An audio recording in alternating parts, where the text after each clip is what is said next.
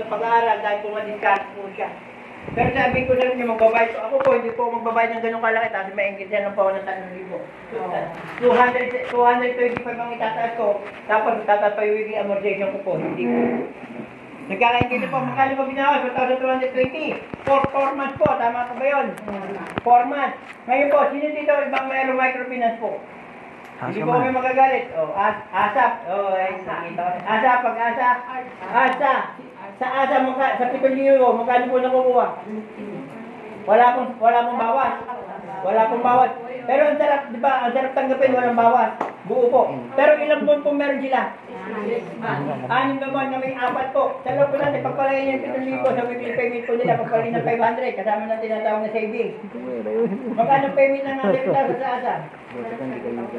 Sa 70,000? Ha? O pagpalayin ng 500 na lamang. Kami po ay 4 months lamang, tama po ba yun? Ang 2 months po nadagdag sa ASA. Sa isang linggo po, 500 na lang po nadagdag. Sa isang linggo. Sa isang buwan po, ilan po? 2,000.